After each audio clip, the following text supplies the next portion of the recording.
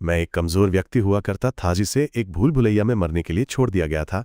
राक्षसों का मांस खाने और उनकी शक्तियों को अवशोषित करने के बाद मैं दुस्साहसी बन गया और उन लोगों से बदला लेने के लिए विश्वासघात करने वाली महिलाओं से भरी हरम इकट्ठा की।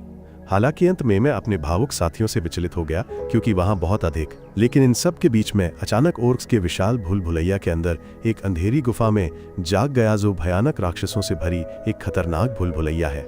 मैं भ्रमित और भयभीत था या समझ नहीं पा रहा था कि मैं जीवित था या मर गया था और भूल भुलैया से बाहर निकलने का रास्ता खोजना शुरू कर दिया। खोज करते समय मैंने आश्चर्यजनक रूप से एक खरगोश जैसे राक्षस को भेड़ियों द्वारा हमला करते देखा, लेकिन भागने के बजाय खरगोश ने क्रूरता से 2 भेड़ियों को शक्तिशाली और तेज हमलों से चीर दिया। इसने मुझे और भी डरा दिया, लेकिन फिर एक विशाल शिकारी राक्षस कहीं से भी दिखाई दिया, खरगोश का सिर चीर दिया और उसे ऐसे निगल लिया जैसे कोई बिल्ली चूहा खा रही हो।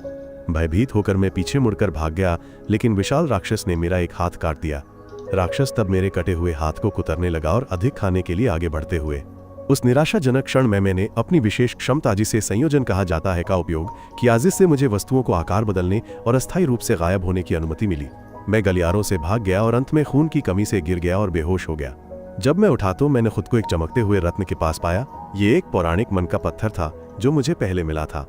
जैसे ही मन संतृप्त हो गया, पत्थर से तरल के रूप में गिर गया और ये पवित्र जल किसी भी घाव को ठीक कर सकता था। मैंने खून बहना रोकने के लिए तरल का इस्तेमाल किया और घाव भरने लगा। सोचते समय मुझे लगा कि मुझ जैसा कोई व्यक्ति ऐसे विशाल और शक्तिशाली राक्षस को नहीं हरा सकता।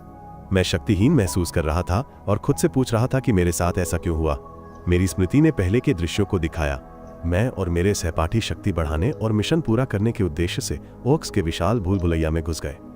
एक युद्ध मैकोकी नामक मेरे एक सहपाठी ने मुझे खतरे से बचाया और मुझे और भी कड़ी मेहनत करने के लिए कहा। बाद में हमारे समूह ने ऊपर कुछ चमकते हुए दुर्लभ रत्नों को पाया और एक लड़की ने बताया कि वे ज्ञान के रत्न थे जो अत्यंत दुर्लभ और खोजने में कठिन थे। मेरे एक सहपाठी ने चेतावनी के बावजूद एक रत्न को छूने के लिए हाथ बढ़ाया कि अकेले नहीं जाना है। जैसे ही उसने उसे छुआ, एक जादुई प्रतिक्रिया सक्रिय हुई और पूरे समूह को राक्षसों से भरे एक नए स्थान पर टेलीपोर्ट कर दिया गया। भयभीत समूह ने बचाव के लिए एक दिव्य सुरक्षा मंत्र का इस्तेमाल किया, लेकिन ये ज्यादा ला ओवरवेल्म करने वाली शक्ति के सामने जल्दी से बेकार हो गया। एक साथी हाजिमे ने अपने संयोजन कौशल का उपयोग करके राक्षसों का विरोध करने की कोशिश की। हालांकि एक साथी ने मुझे पीछे से जानबूझकर मारा, जिससे मैं गिरते पुल से नीचे कालकोठरी की निचली मंजिलों में गिर गया। मुझे समझ नहीं आया कि मेरा जीवन अचानक विश्वासघात और दर्द से क्यों भर गया। काउरी मेरी सहपाठी और एक उपचारक मुझसे मिलने आई थी, मेरे पास रहने और जो कुछ भी होगा उसकी रक्षा करने का वादा किया था। उसने कहा था कि उसका एक बड़ा सपना है और मुझे खोने की बात बर्दाश्त नहीं कर सकती, लेकिन अब उन शब्दों के बावजूद काउरी भी मुझे नहीं बचा सकती। मैं अंधेरे में मरने के लिए छोड़ दिया गया था, भ्रमित और निराशा से भरा हुआ। फिर भी मैंने जीवित रहने और घर लौटने के लिए जो भी आवश्यक होगा वह करने का फैसला किया। जीवित रहने के लिए मैंने चतुराई से 2 भेड़ियों को फंसाया और उनके मांस को कच्चा खाना शुरू कर दिया, लेकिन तुरंत बाद में दर्द में चीखने लगा और मेरा शरीर बदलने लगा। मेरे बाल सफेद हो गए, मेरा डीएनए बदलने लगा, मेरी ताकत तेजी से बढ़ी और मुझे अब कोई दर्द महसूस नहीं हुआ। जब मैंने अपनी स्थिति स्क्रीन की जांच की तो मुझे देखकर सदमा लगा कि मेरा स्तर बढ़ गया है और मेरे पास बिजली, जादू और भेड़िया आधारित गुणों सहित नई क्षमताएं हैं। अपनी निपुणता की क्षमता के साथ मैंने हथियार बनाने के लिए जादुई पत्थर और अयस्क एकत्र किए। मैंने एक घूमता हुआ ऊर्जा पिस्तौल बनाया और उसे एक सामान्य नाम दिया, डोनर। मैंने पत्थरों का उपयोग करके विस्फोटक गोलियां भी बनाई और लड़ाई के लिए तैयार हो गया। अब पहले से कहीं ज्यादा मजबूत और खतरनाक मैंने एक और राक्षस से लड़कर अपने हथियार का परीक्षण किया। अपने नए ऊर्जा पिस्तौल और बिजली की शक्ति का उपयोग करते हुए मैंने इसे आसानी से मार डाला और अधिक शक्ति को अवशोषित करने के लिए इसके मांस को खा लिया। अब अजय मैं उस राक्षस का सामना करने के लिए गया जिसने मेरा हाथ काट दिया था। मैंने उसे ढूंढ लिया और बहादुरी से घोषणा की कि मैं उसे खत्म कर दूंगा और उसे खा जाऊंगा। राक्षस फिर से मुझ पर झपटा, लेकिन मैंने आसानी से उसके हमले को चकमा दिया और डोनर से कई गोलियां चलाईं।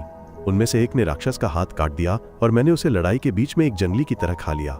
फिर मैंने एक और गोली मारकर उसे ढेर कर दिया, जिससे वो मेरे सिर में लगी, जिससे उसकी मृत्यु हो गई। अब मैं मौत के सामने झुकने वाला एक शक्तिशाली प्राणी बन गया था और मेरा एकमात्र लक्ष्य सब कुछ नष्ट करना था जो मेरे रास्ते में आता था।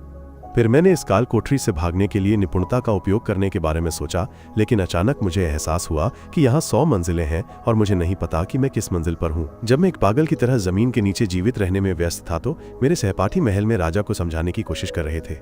उन्होंने बताया कि ऑक्स ग्रेट डंगोन का पता लगाते समय उन्होंने अनजाने में 20वीं मंजिल पर एक जाल को सक्रिय कर दिया, जिससे वे सभी 65वीं मंजिल तक पहुंच गए। यहाँ वे बीहेमोथ का सामना करते हैं, एक ऐसी भयानक जीव जो इतने बहादुर लोगों को भी डरा देता है कि वे घबराकर भाग जाते हैं।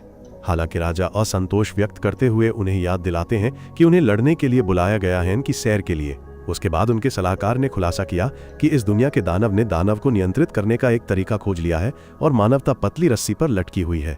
छात्र केवल मजे के लिए किसी दूसरी दुनिया में नहीं फेंके गए थे, उन्हें लोगों की प्रार्थनाओं से बुलाया गया था, उन्हें इस राज्य को विनाश से बचाने के लिए चुना गया था। जैसे ही ये बातें समझाई जा रही थीं, शिजुको मेरे साथियों में से एक सोचने में डूब गई।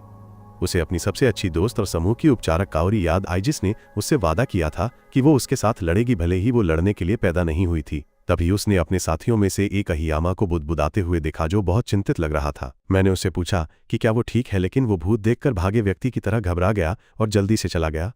इस अजीब घटना ने शिजुको को हियामा की याद दिला दी, जिसे अतीत में मुझसे हमेशा समस्याएं रही हैं। इसके बाद शिजुको अपनी दोस्त काओरी से मिलने गई, जो 5 दिनों तक कोमा में रहने के बाद आखिरकार जाग गई थी। उसने सबसे पहले मेरे बारे में पूछा और जब उसे पता चला कि मैं अभी भी कोमा में हूं तो वो फूट फूट कर रोने लगी। शिजुको ने उसे सांत्वना दी और वादा किया कि वो मुझे हर हाल में ढूंढने में उसकी मदद करेगी। मैं सुरंगों के माध्यम से आगे बढ़ता रहा। अंत में मुझे रहस्यमय तालों से सील किया गया एक विशाल द्वार मिला। मैंने उसे खोलने की कोशिश की, लेकिन मेरे इस कृत्य ने 2 आसपास के राक्षसों को सक्रिय कर दिया, जो अचानक जाग गए और हमला कर दिया। बिना एक पल गवाए मैंने एक राक्षस की आंख में गोली मारी और उसे तुरंत नीचे गिरा दिया। दूसरे ने मेरे गोलियों को रोका और पलटवार करने की कोशिश की, लेकिन मैं शांत रहा और फिर से लोड किया। मैंने देखा कि राक्षस द्वार से बहुत दूर नहीं गया था, लेकिन मैंने एक सुपर चार्ज्ड हमला किया और उसे आसानी से समाप्त कर दिया। लड़ाई के बाद मैंने उनके शवों को खंगाला और 3 चमकते हुए गोले पाए। मैंने उन्हें द्वार पर लगे तंत्र में लगाया और अंत में वो खुल गया। अंदर मुझे जादू से भरा एक अंधेरा कमरा मिला। कमरे के केंद्र में एक लड़की एक पत्थर के ब्लॉक में सील थी। मैंने सोचा कि ये मेरा मामला नहीं है और मुड़कर जाने लगा, लेकिन वो मदद के लिए चिल्लाने लगी। मैं अभी भी उसकी मदद नहीं करना चाहता था, क्योंकि मुझे विश्वास था कि वो बहुत खतरनाक है। लेकिन जब लड़की ने दावा किया कि उसके साथ भी विश्वासघात किया गया था, तो मैंने अंततः अपना मन बदल लिया। इसके बजाय उसे यहाँ सील कर दिया। मैं ध्यान से सुनता हूँ और पहली बार इतने लंबे समय बाद मुझे लगता है कि मैं फिर से किसी पर भरोसा कर सकता हूँ। इसके बाद मैंने अपनी पूरी ताकत लगाई और किसी तरह सील तोड़ दी, लड़की को मुक्त कर दिया। उसके कपड़े भी नहीं थे, लेकिन हमने खुद को शांत रखने की कोशिश की, जैसे सब ठीक हो। मैंने उसे अपना नाम बताया और जब मैंने उसका नाम पूछा तो उसने कहा कि वो अब उस नाम से नहीं पुकारा जाना चाहती थी, इसलिए मैंने उसे एक नया नाम दिया। यू नाम की लड़की ने मुझे गले लगाया और पसीने से तर थी, लेकिन तभी कोई हमारी ओर तीर लेकर आया और मेरा सीना ढकने पर मुझे चोट लगी। मैंने जल्दी से अपना चमत्कारी अमृत निकाला और घाव पर डाल दिया, जबकि यू ने मेरी पीठ से तीर खींच लिए। हमने जल्द ही एक विशाल केकड़े राक्षस को निकास द्वार पर खड़ा देखा, जैसे कि वो अपने घर पर हो। ये महसूस करते हुए कि हमें लड़ना होगा, मैंने यू को अपना कोट दिया, उसे अपनी पीठ पर बिठाया और राक्षस का सामना करने के लिए मुड़ गया। मैंने गोली मारना शुरू कर दिया, लेकिन गोलियों ने कोई खरोंच नहीं छोड़ी। राक्षस बेतहाशा हमला किया और मैंने हर संभव कोशिश की, यहाँ तक कि उसके पैरों के नीचे एक बम भी फेंक दिया, लेकिन कुछ भी उसे धीमा नहीं कर सका। जैसे ही राक्षस हमें लुगदी में बदलने वाला था, यू ने हस्तक्षेप करने का फैसला किया। वह मेरी पीठ से फिसल गई और अचानक मेरा खून पीना शुरू कर दिया, जैसे कि वो उसका प्रोटीन शेक हो। पता चला कि मेरे खून में माना भरा था और उसे पता था कि ये ताकत बहाल करने का सबसे तेज तरीका है। जब यू खा रही थी तो मैंने अपने प्रशिक्षण कौशल का उपयोग करके राक्षस को पर्याप्त देर तक रोके रखा। जब वो अंततः तैयार हो गई तो उसने राक्षस के सिर में एक विशाल नीले रंग की ऊर्जा बीम फेंकी, जिसका नाम एज़्योर था। प्रभाव बहुत मजबूत था, लेकिन राक्षस स्थिर रहा, जबकि यू ताकत की कमी से कांप गई। मैंने उसे फिर से कोशिश करने के लिए प्रोत्साहित किया और उसी जगह को लक्षित किया जिसे मैंने पहले मारा था, या सोचकर कि एक सही समय पर समन्वित हमला इसे खत्म कर सकता है। यू ने सिर हिलाया, हालांकि उसने मुझे चेतावनी दी कि उसका अगला शॉट उतना मजबूत नहीं होगा। फिर मैंने राक्षस का ध्यान भटका दिया और यू को अपनी एज़्योर ऊर्जा से उस पर हमला करने का इशारा किया। जैसे ही उसने ऐसा किया, मैं जानवर पर चढ़ गया और उसे पास से गोली मार दी, अंततः उसके दुखद अंत को समाप्त कर दिया। इसके बाद मरे हुए राक्षस के मांस को खाते समय मैंने यू से स्वाभाविक रूप से कहा कि एक ड्रैगन जिसके बारे में कहा जाता है कि वो 300 साल पहले विलुप्त हो गया था, इसका मतलब है कि वो कम से कम उतनी ही उम्र की थी। लेकिन यू ने मुझे गुस्से से घूर लिया, स्पष्ट रूप से अपनी उम्र का उल्लेख करने से नाखुश। बाद में मैंने उससे पूछा कि क्या हम कहाँ थे या वहां से कैसे निकलना है, यह जानता है। लेकिन यू ने स्वीकार किया कि उसे कोई अंदाजा नहीं था। वह जो कुछ भी जानती थी वो ये था कि ये भूल भुलैया दुष्टों द्वारा बनाई गई थी, जो कभी देवता थे, जिन्होंने देवताओं को धोखा दिया और दुनिया को नष्ट करने की कोशिश की। लेकिन उनकी योजना विफल हो गई और अब वे इस भूल भुलैया में गहराई तक जी रहे हैं। अधिक गहराई से खोज करते हुए मुझे एक उच्च स्तरीय जादुई ताबीज मिला और मैंने एक नया युद्धपोत बनाना शुरू कर दिया। यू ने इस अवसर का उपयोग करके कई सवाल पूछे। मैंने उसे सब कुछ बताया। मैंने समझाया कि देवताओं ने मुझे और कक्षा के साथियों को राक्षस से लड़ने के लिए कैसे बुलाया, लेकिन दूसरों के विपरीत मेरे पास लड़ने का कोई कौशल नहीं था। हर कोई मुझे बेकार कहता था और जब मेरे एक सहपाठी ने एक मिशन में मुझे धोखा दिया तो चीजें और खराब हो गईं। मैं खाई में गिर गया और अपना हाथ खो दिया और तब से मैंने जीवित रहने की कसम खाई, भले ही इसका मतलब राक्षस का मांस खाना पड़े। सब सुनकर यू दुखी हो गई, लेकिन मैंने उससे कहा कि मैं दया की तलाश नहीं कर रहा हूँ, मैं बस घर जाना चाहता था। उसने चुपचाप कहा कि उसके पास लौटने के लिए कोई घर नहीं है और इससे मुझे थोड़ा अजीब लगा, इसलिए मैंने उसे अपने साथ चलने के लिए आमंत्रित किया और वादा किया कि चाहे मैं कहीं भी जाऊंगा मेरे बगल में होगी। इसके तुरंत बाद विशालकाय जीवों जैसे राक्षसों का एक समूह हमारा पीछा करने लगा और चाहे हम कितनी भी दूर दौड़े जीव रुके नहीं। हमने देखा कि इन राक्षसों के सिर पर अजीब फूल उगाए थे जो कठपुतली परजीवी की तरह काम कर रहे थे। हमने किसी तरह भाग निकले और इस दौरान यू ने मेरे खून को ऐसे पी लिया जैसे वो उसका रेड बुल का डिब्बा हो। काम पूरा होने के बाद हम एक अजीब कमरे में चले गए जहां हरे रंग का कोहरा हम पर उड़ने लगा। मेरे प्रतिक्रिया करने से पहले ही ने अचानक मुझ पर हमला कर दिया। पता चला कि उसका शरीर पहले ही फूल से प्रभावित हो चुका था। फिर मैं अंततः फूलों वाले राक्षस का सामना करने के लिए आया। वह इतना बदसूरत था कि वो मानसिक चोट पहुंचा सकता था। उसने यू को पकड़ लिया और मुझे कई बार गोली मारी। उसने अपनी पुष्प विद्या का उपयोग करके मुझे नियंत्रित करने की भी कोशिश की, लेकिन इस असली आदमी ने विरोध किया। यू अब पूरी तरह से राक्षस के नियंत्रण में मुझ पर बेरहमी से हमला किया। उसे बहुत बुरा लगा और उसने मुझसे उसे खत्म करने की विनती की, लेकिन इसके बजाय मैंने सावधानी से उसके सिर पर लगे फूल में गोली मार दी। जैसे ही यू को मुक्त किया गया, मैंने एक और शॉट के साथ आगे बढ़ा, अंततः राक्षस को समाप्त कर दिया। फिर मैं नीचे बैठकर राक्षस का मांस खाया और यू को एक टुकड़ा पेश किया, लेकिन उसने मना कर दिया। इसके बजाय उसने अपनी जैकेट उतारी और मेरा खून पीना जारी रखा। फिर हम दोनों सीढ़ियों से नीचे गए और अंततः 100वीं मंजिल पर पहुंचे जहां हमें एक अजीब पोखर मिला। उसके ठीक पीछे हमें एक विशाल दरवाजा मिला। मुझे अजीब तरह से महसूस हुआ कि इसके पीछे कुछ महत्वपूर्ण था, इसलिए बिना समय बर्बाद किए मैं आगे बढ़ा और इसे खोला। फिर हम दोनों अंदर चले गए और अपने आप को एक शानदार क्षेत्र में पाया जिसमें बड़े स्तंभ और आगे एक विशाल द्वार था। जैसे ही हमने दरवाजे की ओर चलना शुरू किया, एक राक्षस अचानक प्रकट हुआ। ये एक बहुसिर वाले ड्रैगन प्रकार का राक्षस है और ये मुझ पर हमला करने के लिए दौड़ा। उसने तुरंत आग का गोला फेंका, लेकिन मैं चकमा दे गया और अपने ही हमले से बचाव के आजिज़ से राक्षस पर धमाका हुआ। शुरुआत में ऐसा लगा कि हमने उसे हरा दिया है, लेकिन तभी एक सफेद राक्षस दिखाई दिया। इस प्राणी में उपचार शक्ति थी और उसने गिरे हुए राक्षस को आसपास के अन्य लोगों के साथ पुनर्जीवित किया। अब यह स्पष्ट है कि हमारा असली लक्ष्य वो सफेद राक्षस है, क्योंकि जब तक वो जीवित है तब तक अन्य राक्षस पुनर्जीवित होते रहेंगे। यू और मुझे एहसास हुआ कि हमें किसी भी चीज से पहले सफेद वाले को खत्म करना होगा। इस महत्वपूर्ण क्षण मियू को मतिभ्रम होने लगा। उसने मुझे पीछे छोड़कर चले जाने का एक दृश्य देखा। उसने घबराहट में चीखना शुरू कर दिया, सोचकर कि मैं उसे छोड़ रहा हूं, लेकिन ये पता चला कि यह दुश्मन द्वारा बनाई गई एक भ्रम थी। वास्तव में मैंने उसे उठाया और बाहर कूदकर इलाके से बाहर निकलने की कोशिश की। इस समय यू बेहोश हो गया था, इसलिए मैंने उसे एक पुनर्जीवन औषधि पीने में मदद की। वो धीरे धीरे ठीक हुई और हम दोनों सहमत हुए कि हमें सभी राक्षसों को हराना होगा और जीवित निकलना होगा। इसके बाद मैंने अपनी राइफल निकाली और ऊपर से एक बड़ी ऊर्जा का एक क्रम फायर किया। इस बीच राक्षसों में से एक ने यू को एक और भ्रम में फंसाने की कोशिश की, लेकिन वो जल्दी से इससे बाहर निकल गई और पलटवार किया। एक और भ्रम मुझ पर लक्षित था, लेकिन इसने मुझे बिल्कुल भी प्रभावित नहीं किया और अंत में मैंने पास की दूरी पर राक्षस को गोली मार दी। अपनी राइफल का उपयोग करते हुए मैंने सफेद राक्षस को निशाना बनाया और गोली मार दी। यू ने एक शक्तिशाली हेवनली मैजिक अटैक से उसका पीछा किया, जिसने एक ही बार में कई दुश्मनों को साफ कर दिया, लेकिन ऊर्जा की खपत के कारण वह थकान से नीचे गिर गई। भले ही हमने कई राक्षसों को खत्म कर दिया था, सफेद वाला अभी भी जीवित था और ऊपर से एक और हमला किया। मैंने यू को बचाने के लिए उसके सामने छलांग लगा दी, लेकिन अंत में अपना हथियार गिरा दिया और घायल हो गया। मैं जमीन पर गिर गया और बहुत खून बहने लगा, जिससे यू घबरा गया। सफेद ड्रैगन हम पर हमला करना जारी रखता है और स्थिति तेजी से खतरनाक होती जा रही है। यू को एहसास हुआ कि बर्बाद करने के लिए कोई समय नहीं है। उसने अपने जादू का इस्तेमाल मुझे उठाने के लिए किया और राक्षस द्वारा पीछा किए जाने पर भागना शुरू कर दिया। जब जीव फिर से करीब आया, यू ने राइफल पकड़ ली, एक भूतिया चूहे की तरह आगे बढ़ा और सीधे उसके सिर पर गोली मार दी, जिससे वो नियंत्रण से बाहर हो गया और जंगली आग के हमलों की बौछार कर दी। टकराव के कारण यू जमीन पर गिर गई और उसने राइफल भी गिरा दी। कुछ सेकंड बाद वह दुष्ट ड्रैगन एक बार फिर उस पर हमला करने वाला था, लेकिन इस बार मैं प्रकट हुआ और उसे बचा लिया। यू को अपनी बाहों में ले लिया। मैंने राक्षस को खत्म करने के लिए उसके जादुई समर्थन का अनुरोध किया। फिर मैंने उसे जादुई हमला तैयार करने का संकेत दिया, जबकि मैंने राक्षस पर गोलियां चलाना जारी रखा। मैंने पास की दीवार पर कुछ बम भी लगाए और फिर राक्षस के सामने सीधे चढ़ गया। पास से गोलीबारी की। मैंने भी उस पर बम फेंके, जिससे वो जीव को ढहने वाली दीवार से उड़ा दिया। एक दृढ़ निश्चयी हाजिमे ने अपनी रहने की क्षमता को सक्रिय किया और उसे अपने एज़्योर ब्लेज हमले से हमला करने के लिए कहा और उसने ऐसा ही किया। हमारी संयुक्त शक्तियों ने एक अंतिम विस्फोट किया जिसने राक्षस को मार डाला, लेकिन मैं तनाव के कारण बेहोश भी हो गया। इस बीच महल में वापस समूह की शिक्षक एक खतरनाक लड़ाई में छात्रों को भेजने के बारे में शिकायत करती है। वो अपने एक दोस्त की मौत से दुखी है और सभी डरे हुए हैं। ये सब सुनने पर राजा ने शांति से जवाब दिया कि किसी को भी लड़ने के लिए मजबूर नहीं किया गया था, इसलिए जो कोई भी आगे नहीं लड़ना चाहता है वह स्वतंत्र रूप से पीछे हट सकता है। एक और नोट पर काउरी और उसके दोस्त भी भूल भुलैया में गहराई तक चले गए।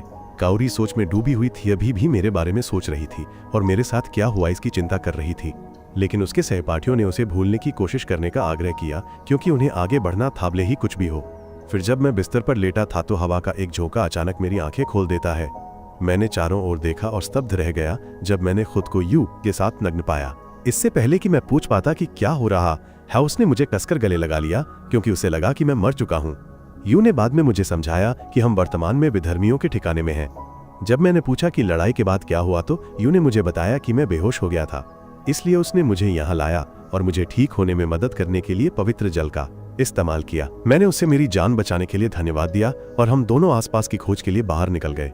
अंत में हम एक महल में पहुंचे और जैसे ही हम कमरों में से एक में दाखिल हुए बत्तियां अपने आप जल उठीं।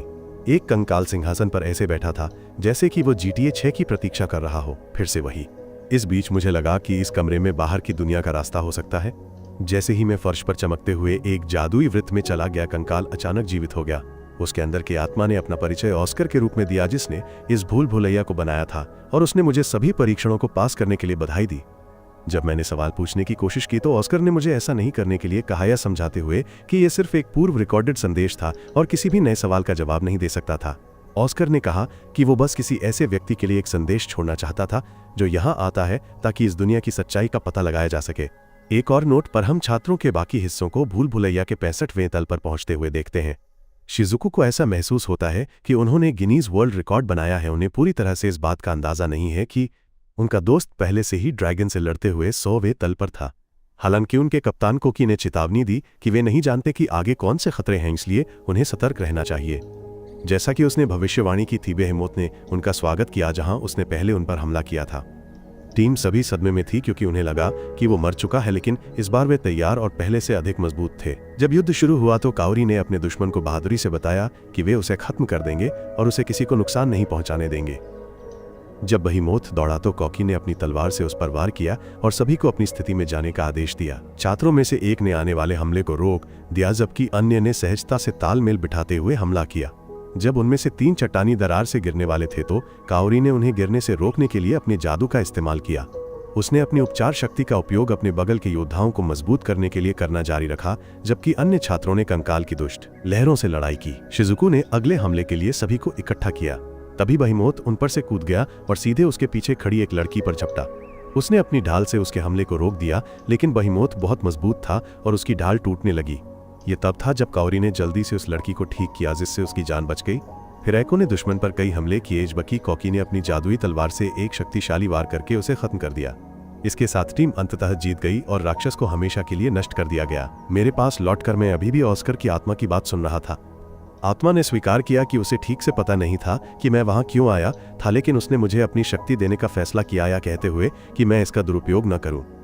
जैसे ही आत्मा गायब हुई मैंने अपने सिर में एक तीव्र दर्द महसूस किया और लाल वृत्त फिर से चमक उठा। अंत में मुझे पता चला कि देवता और विधर्मी दुष्ट नहीं थे बल्कि मुक्तिदाता थे।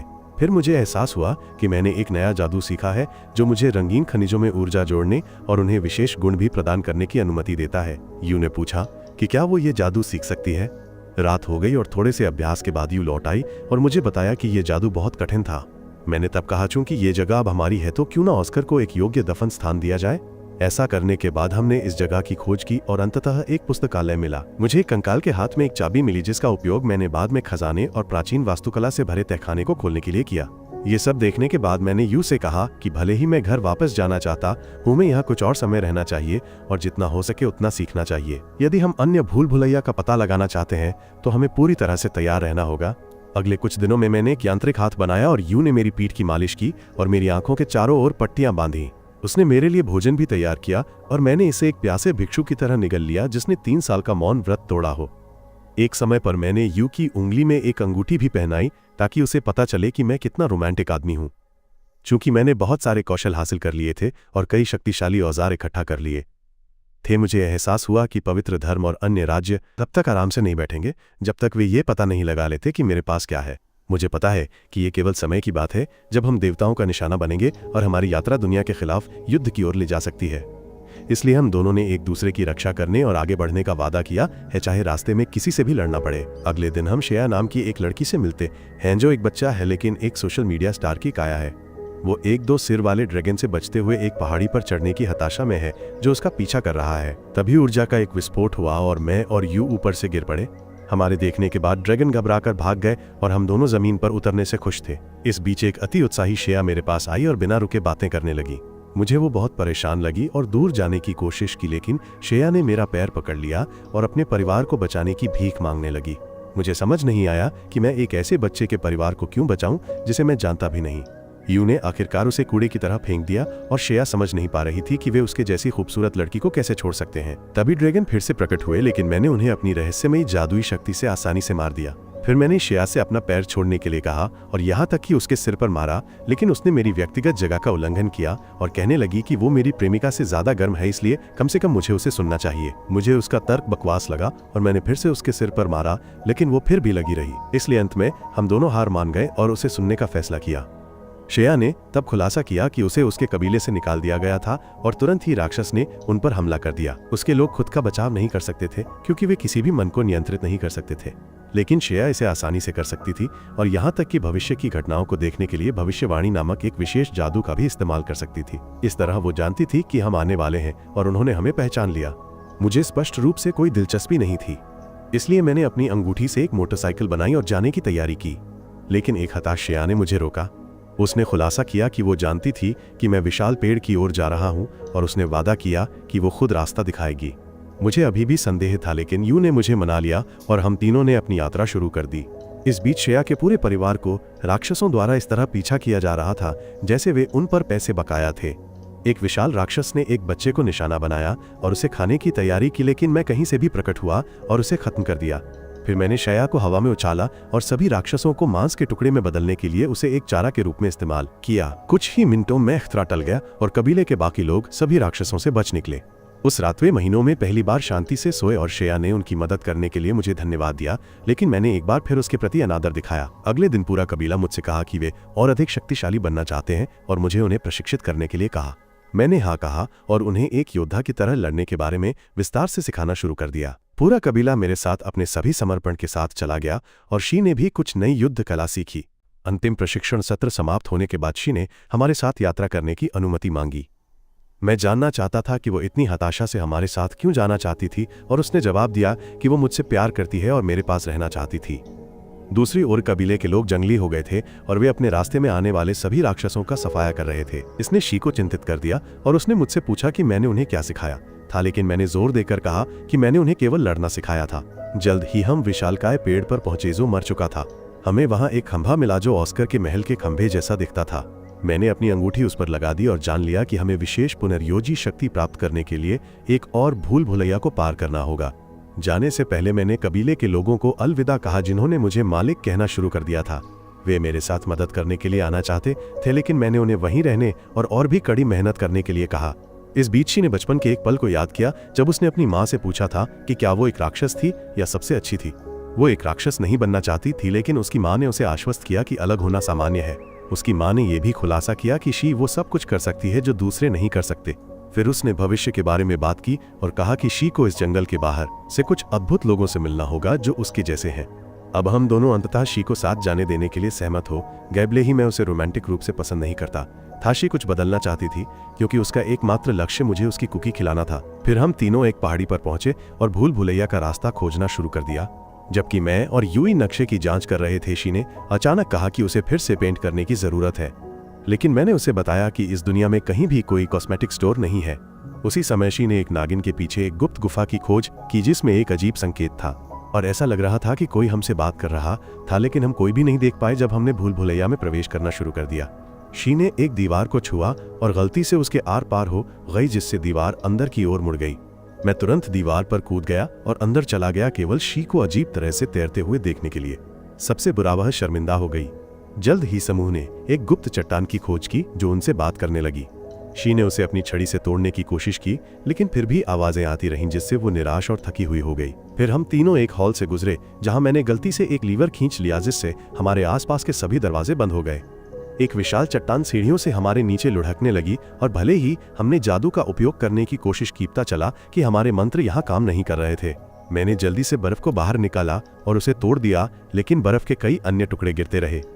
शी ने अपनी छड़ी से बर्फ को तोड़ना शुरू कर दिया और हमारी ओर आती हुई एक विशालकाय छोरे को भी रोका।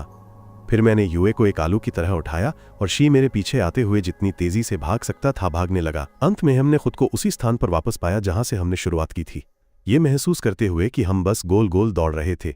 जल्द ही मैं और लड़कियां एक निचले स्तर पर पहुंची जहां निष्क्रिय धातु के शूरवीर हमारे चारों ओर खड़े थे।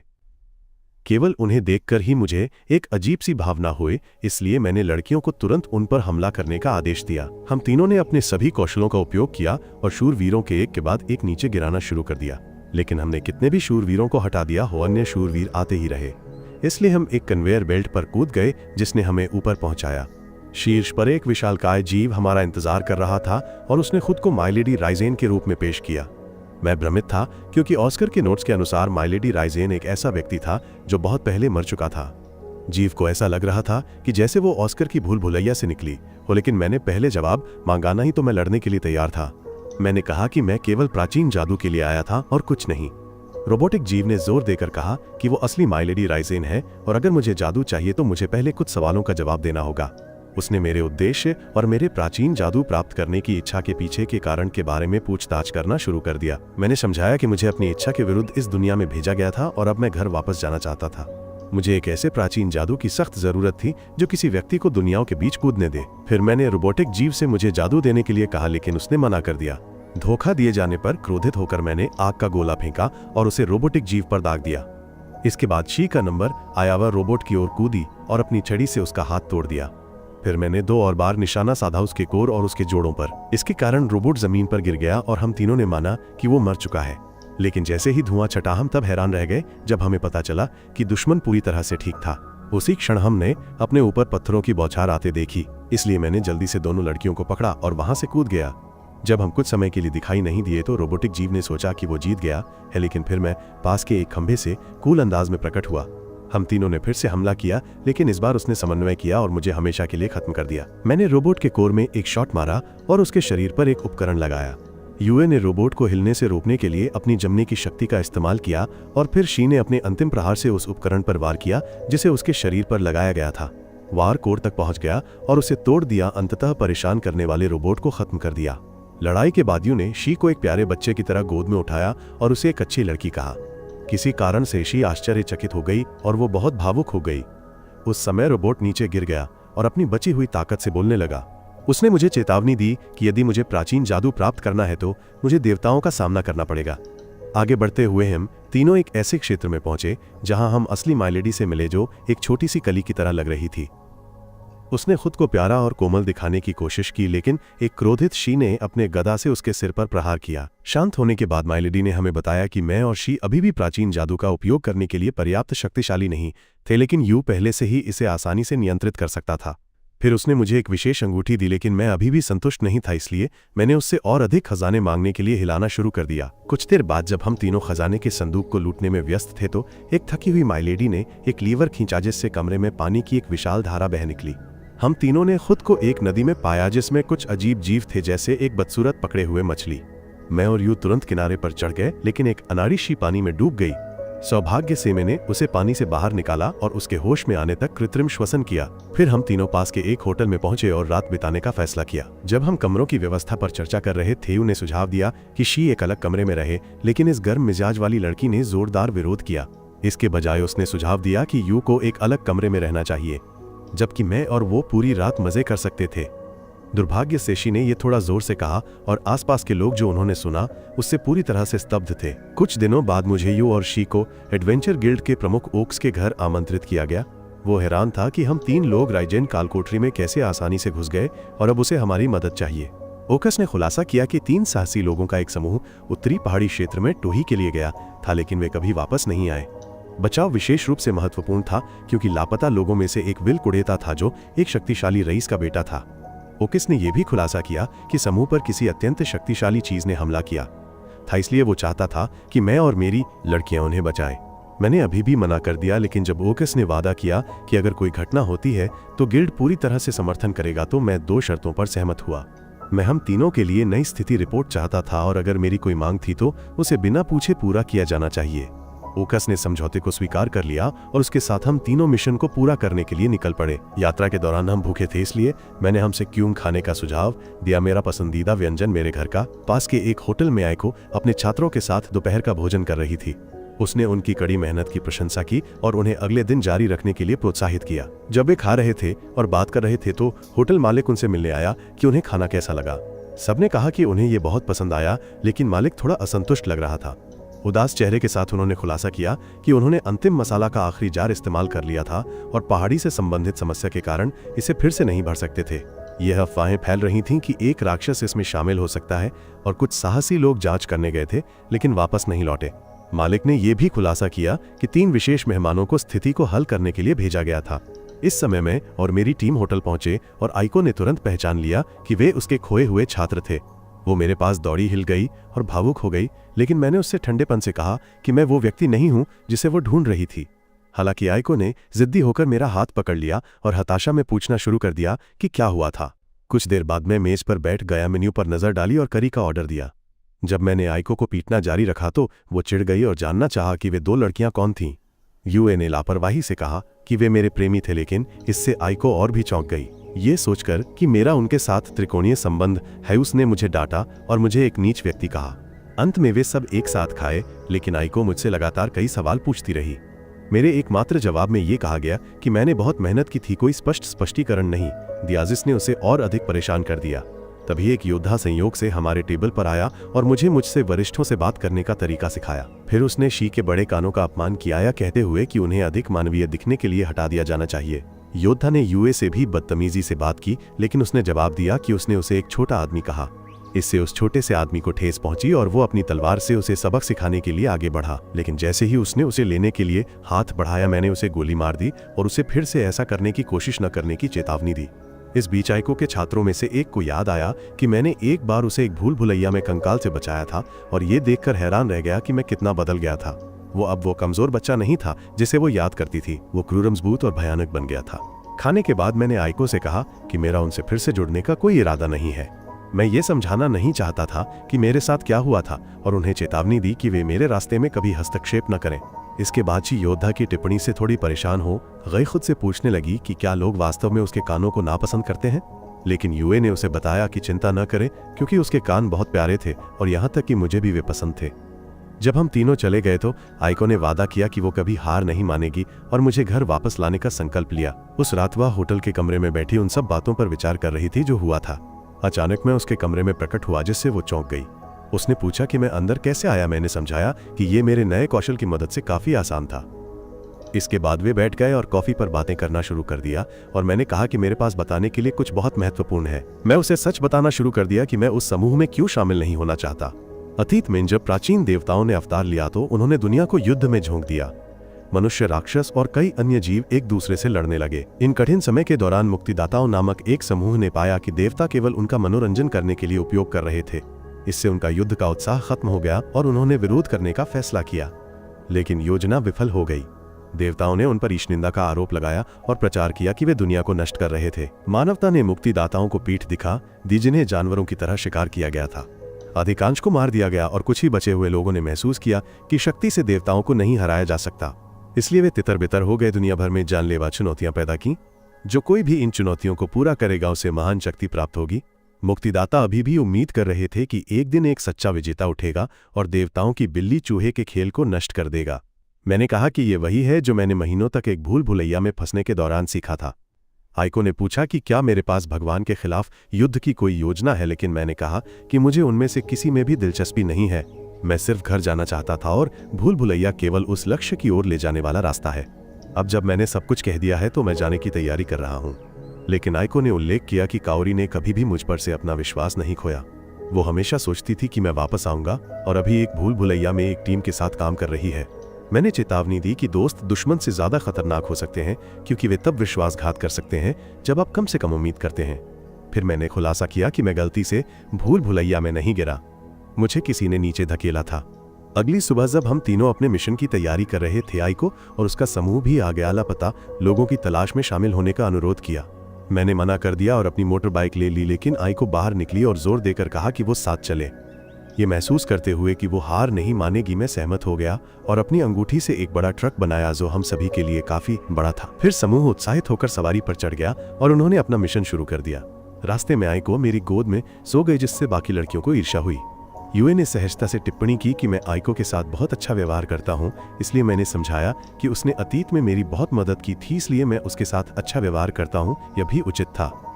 जल्द ही हम एक चट्टानी इलाके में पहुंचे और मैंने अपने ड्रोन सिस्टम को सक्रिय किया। छोटे ड्रोन बाहर उड़ गए और चारों ओर स्कैन करना शुरू कर दिया, मुख्य रूप से पास के मनुष्यों या राक्षसों का पता लगाने के लिए। जैसे ही क्षेत्र को स्कैन किया गया, कुछ हथियार और खजाने दिखाई दिए जो एक चट्टान के पास बिखरे हुए थे। मैंने उन्हें इकट्ठा किया और समूह ने जल्द ही एक विशालकाय पदचिन्ह का सामना किया। यूए ने उसे देखा और अनुमान लगाया कि जो कुछ भी इसे छोड़ गया वो एक विशालकाय राक्षस होना चाहिए। हम आगे बढ़े और अंततः एक झरने पर पहुंचे। मुझे महसूस हुआ कि गिरते पानी के पीछे कुछ छिपा है और यूए से कहा कि वो उसे काट दे। एक सटीक झटके के साथ उसने एक रास्ता बनाया और हमने एक नए खुले हुए मान में कदम रखा।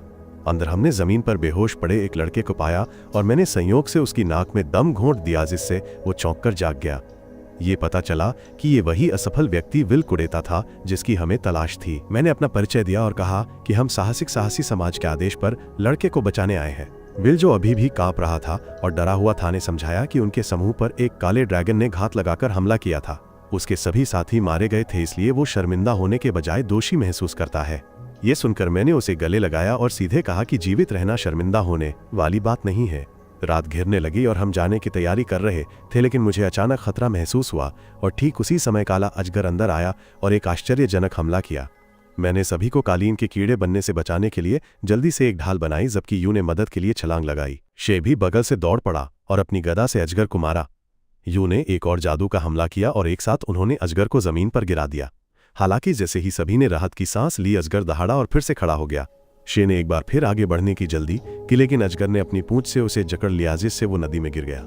मैंने लगातार हमलों की झड़ी लगाकर जवाब दिया, लेकिन अजगर आगे बढ़ता रहा और एक शक्तिशाली ऊर्जा विस्फोट किया। ये सीधे विल की ओर लक्षित था, लेकिन यू समय पर आ गया और बर्फीली ढाल से उसे रोक दिया।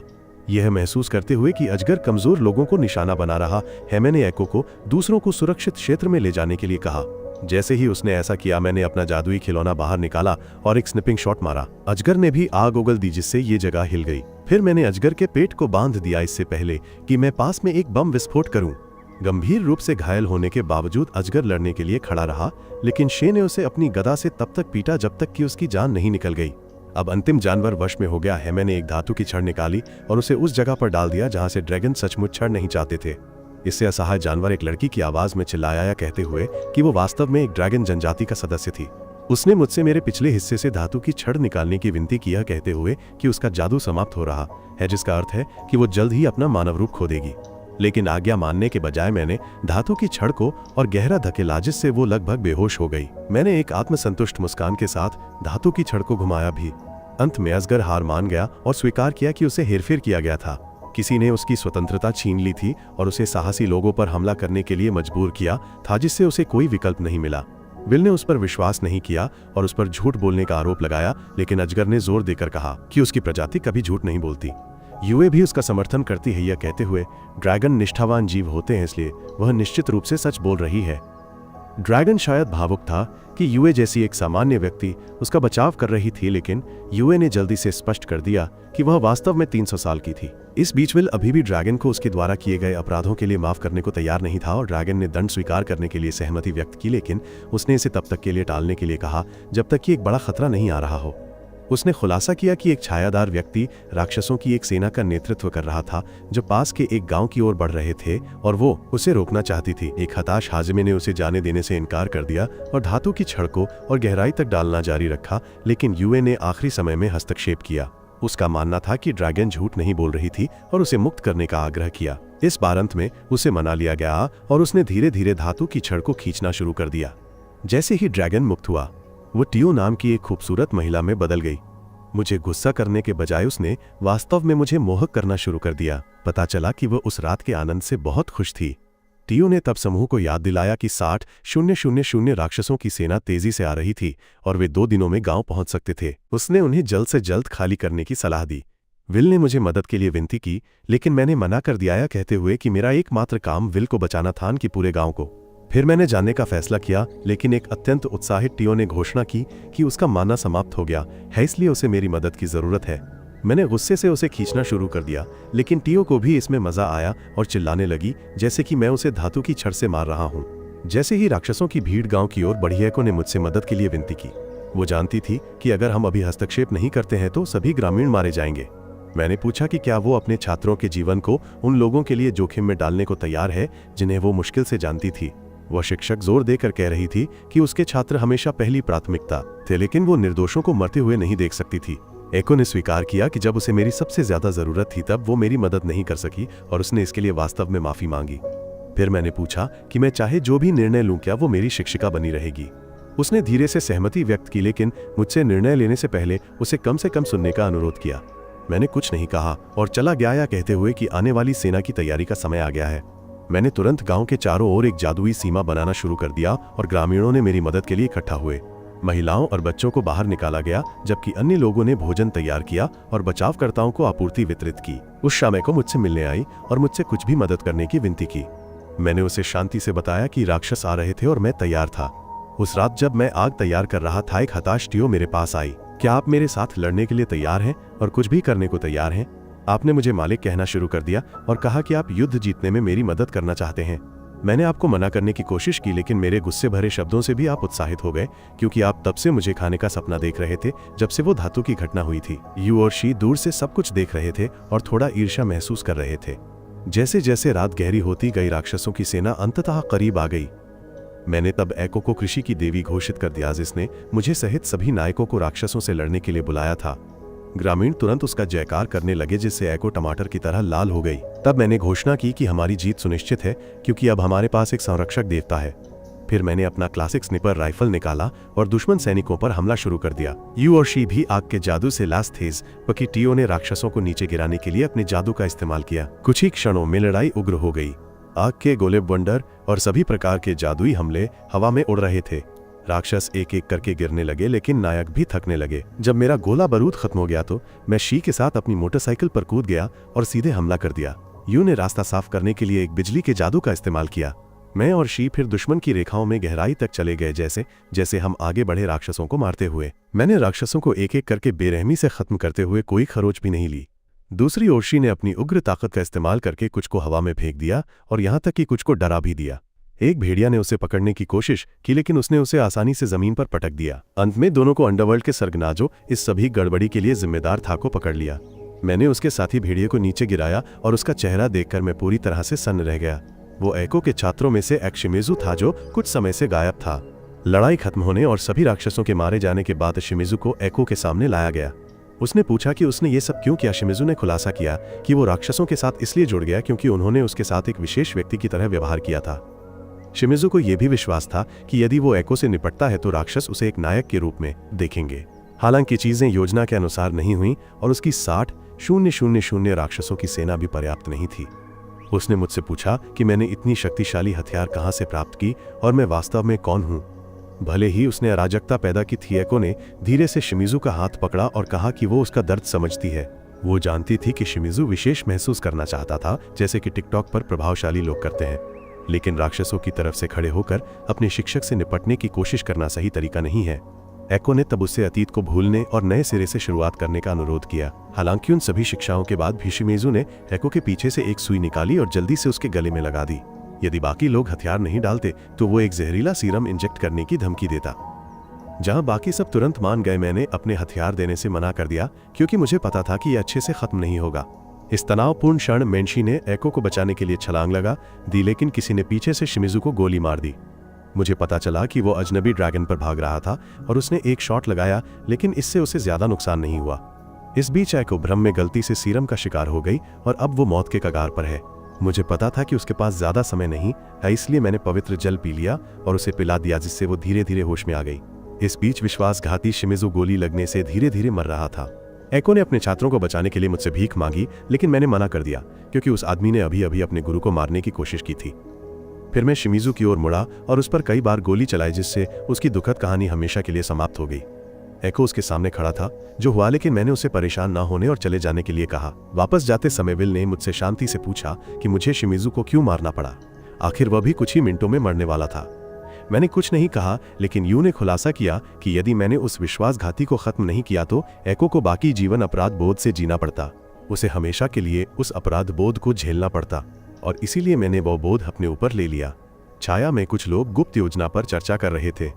हाल ही में उन्होंने एक दुर्लभ राक्षसी लड़की को पकड़ा था और उसे ऊंची कीमत पर बेचने की योजना बना रहे थे। मैंने दूसरी ओर विल को परिषद अध्यक्ष से मिलवाया और अपना सौदा पूरा किया। फिर मैंने एक स्टेटस शीट का अनुरोध किया ताकि मैं अपने कमरे में रहने वाले एक सहकर्मियों के लिए भी पंजीकरण कर सकूं। 3 लड़कियां बिना रुके बातें कर रही थीं, जैसे कि कल दुनिया खत्म होने वाली हो। जब मैं खिड़की के पास खड़ा बाहर कुछ संदिग्ध देख रहा, थाटियो ने मुझे याद दिलाया कि मैंने उससे वादा किया था कि अगर वो लगन से अभ्यास करेगी तो मैं उसे शहर में घुमाऊंगा। लेकिन मेरा ध्यान अभी भी उन अजीब आकृतियों पर था जो इधर उधर घूम रही थीं। मैं बुदबुदाया कि जो कोई भी हमारा पीछा कर रहा है वो मर जाएगा, चाहे वो इंसान हो, जानवर हो या लबादे में छिपा वह जुआरी हो। इस समय टियो अचानक सोच में पड़ गई। उसे याद आया कि उसके पिता ने उससे कहा था कि भले ही उनके दुश्मन बहुत शक्तिशाली और खतरनाक थे, वे अदृश्य नहीं थे। उसका मानना था कि एक दिन कोई इतना शक्तिशाली होगा कि एक देवता को भी चुनौती दे सके। बड़ी होने के बाद टियो अपने गांव लौट आई, जहां उसे कुछ अजीब होने का एहसास हुआ। एक बूढ़े आदमी ने खुलासा किया कि देवताओं ने हजारों अलौकिक प्राणियों का आह्वान किया था। अपने लोगों की रक्षा के संकल्प के साथ टियो ने जांच करने का एक साहसिक निर्णय लिया, भले ही उसे पता नहीं था कि उसका क्या इंतजार कर रहा था। अभी मैंने श्रेया को शहर का दौरा कराया जैसा मैंने वादा किया था, और वे दोनों भटके हुए पर्यटकों की तरह घूमते रहे। आखिरकार वह मुझे एक एक्वेरियम में खींच ले गई, जहां वे लेमन नाम की बोलने वाली मछली से मिले। मैं अपने अशिष्ट स्वभाव के साथ मछली को चिढ़ाने की कोशिश की, लेकिन उसने अपने तरीके से कुछ अपमानजनक शब्दों के साथ जवाब दिया। इसने मुझे बहुत प्रभावित किया और हम दोनों ने देर तक बातें की, जैसे कि वे एक जोड़ा हों। इसके बाद श्रेया और मैंने बोलने वाली मछली को नदी में छोड़ने का फैसला किया, और जब हमने अलविदा कहा, लेमन ने खुलासा किया कि एक मछली लड़की को भी एक्वेरियम में लाया गया था, लेकिन उसे जल्द ही चुरा लिया गया था। लेमन ने चेतावनी दी कि शहर में वयस्कों का एक गिरोह है, इसलिए श्रेया जैसी विचित्र लड़की को सावधान रहना चाहिए। इस बीच यू और टियो एक जिम्मेदार जोड़े की तरह किराने का सामान खरीद रहे थे। टियो ने यू से सहजता से पूछा कि क्या वो मेरे और श्रेया के इतने करीब आने से ठीक है। भूत लड़की ने कहा कि उसे कोई आपत्ति नहीं है, क्योंकि अगर मैं किसी को पसंद करता हूं तो वो भी उसे पसंद करेगी।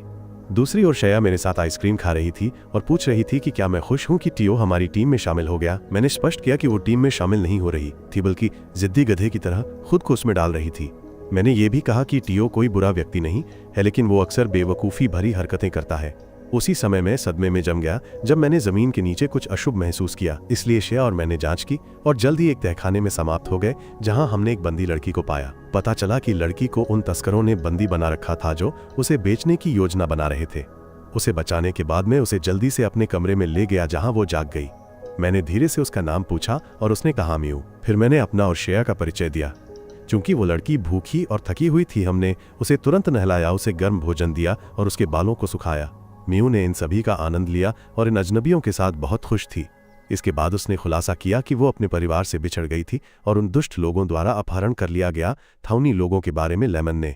अब जब उसे बचा लिया गया और खतरे से बाहर कर दिया गया, श्रेया ने पूछा कि उसके साथ क्या करना है। मैंने कहा कि हमें उसे शहर के गार्ड को सौंप देना चाहिए, क्योंकि यही एकमात्र समझदार काम था। ये सुनकर म्यू दौड़कर मेरे गले लग गई, रोना बंद नहीं कर सकी। इसके बाद मैंने म्यू को शहर के गार्ड को सौंप दिया और लड़की ने गुस्से से पूछा कि क्या मैं उससे नफरत करता हूँ, लेकिन मैंने कुछ नहीं कहा और बस चला गया। जब मैं और श्रेया कमरे में लौट रहे थे तो हमने पास में एक विस्फोट देखा। इसने हमें चिंतित कर दिया और हम जल्दी से वापस लौट आए, केवल ये पता लगाने के लिए कि शहर के गार्ड को किसी ने मार दिया था। दीवार पर एक अस्पष्ट संदेश भी लिखा था, जिसमें मांग की गई थी कि अगर मैं म्यू को जीवित देखना चाहता हूँ तो उस लड़की को मुझे सौंप दे। इस भयानक कृत्य से क्रोधित होकर मैंने कसम खाई कि मैं म्यू को ढूंढूंगा और इसके पीछे जो कोई भी था उसे दंडित करूंगा। कहीं और टियो और यूए एक साथ कॉफी पी रहे थे कि तभी एक आदमी अचानक उनके पास आ गया। पता चला कि यह सब मैंने ही किया था, जिसने लड़कियों को तुरंत पूरी योजना समझा दी। मैंने उस आदमी से जानकारी निकालने की कोशिश की, लेकिन कुछ हासिल नहीं हुआ। इसलिए मैंने अपनी पूरी टीम से मदद मांगी और उन्होंने पूरे शहर में तलाशी अभियान शुरू कर दिया। आखिरकार वे जमीन के नीचे एक ऐसे घर में पहुंचे जहां वे लोग आराम कर रहे थे। लड़कियों ने अपनी शक्ति का उपयोग करके उन सभी घृणित लोगों का सफाया कर दियाजबकी में मायू को ढूंढने के लिए अंदर गया। मैंने पाया कि एक आदमी उसे परेशान कर रहा था, इसलिए मैंने उसे तुरंत वहीं मार डाला। मुझे फिर से मदद के लिए आया देख मायू ने भावुक होकर मुझे गले लगा लिया।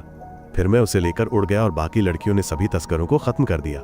जब शांति बहाल हो गई, मैं मायू को जमीन पर उन लड़कियों के पास ले गया जो उसका इंतजार कर रही थीं। उसने उन सभी से मुलाकात की और युवे को ऐसे गले लगाया जैसे वो उसकी माँ हो। फिर मायू ने मुझे संबोधित किया और मुझे भाई कहा, जो मुझे पसंद नहीं था।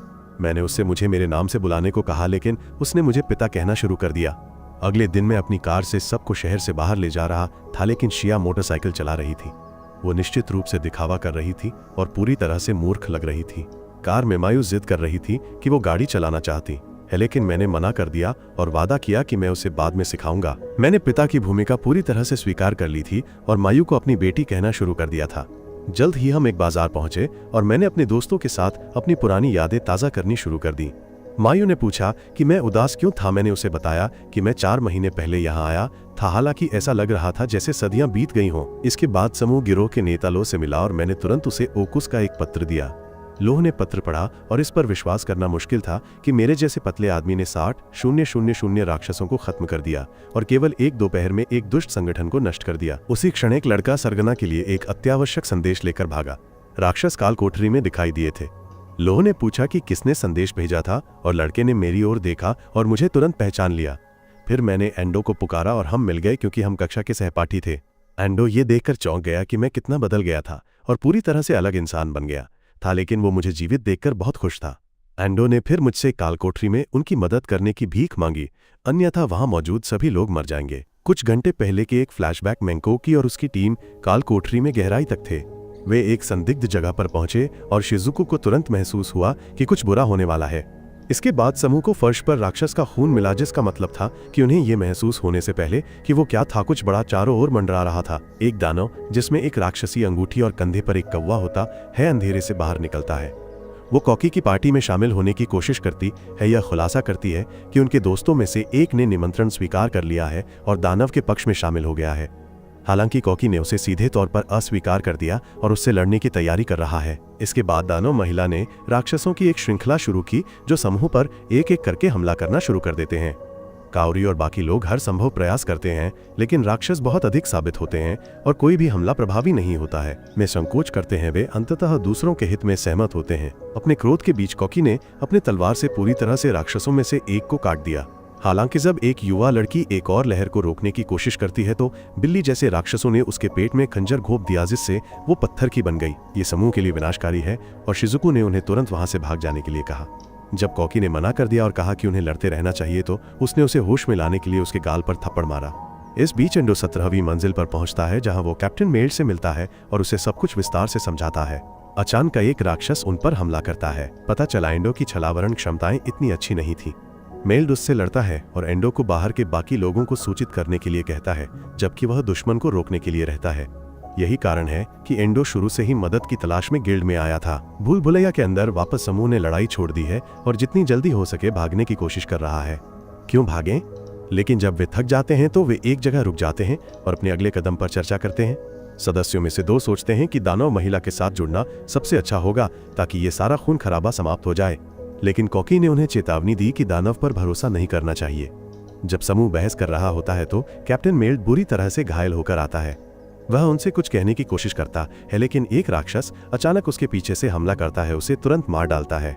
जल्द ही दानव महिला भी दिखाई देती है, बाकी लोगों को खत्म करने के लिए तैयार है। कैप्टन की मौत से कॉकी क्रोधित हो जाता है और वो अपनी पूरी ताकत छोड़ने का फैसला करता है।